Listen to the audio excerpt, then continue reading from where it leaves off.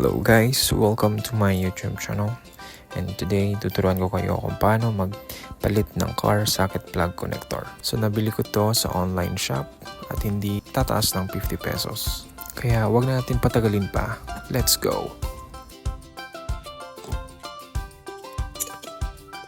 Kung nalilito kayo kung nasan yung positive and negative wire dito, i-check natin mamaya using a multimeter. So to open, pihitin mo lang siya counterclockwise. So ito yung nasa loob niya guys. So may fuse na rin siyang kasama. Tsaka one more thing, be careful sa pagtanggal nito guys.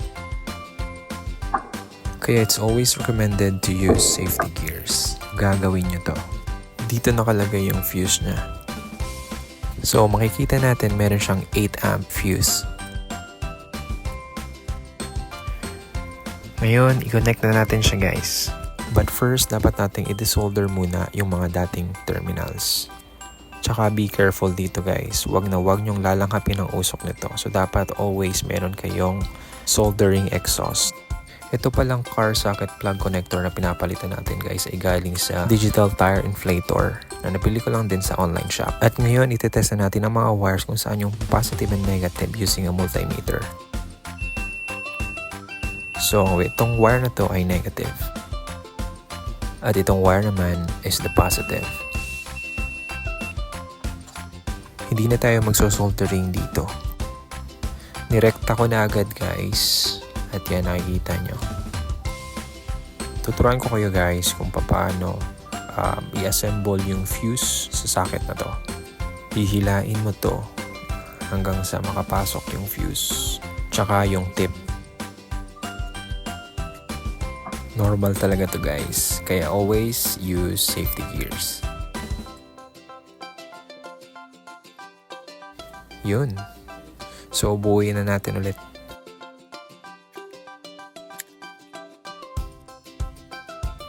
So, bago natin i-testing using a power supply, so dapat mo natin i-test yung continuity kung tama ba yung wiring natin.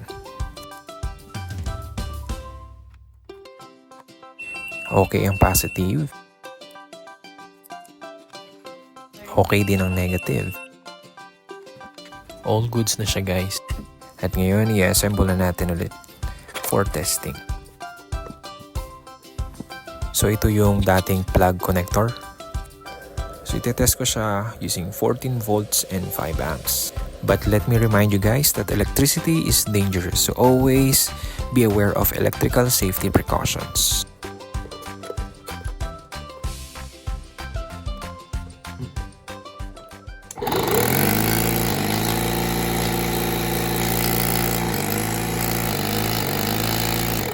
Okay, so successful yung pag-replace natin guys. Salamat sa panonood. Yun lang.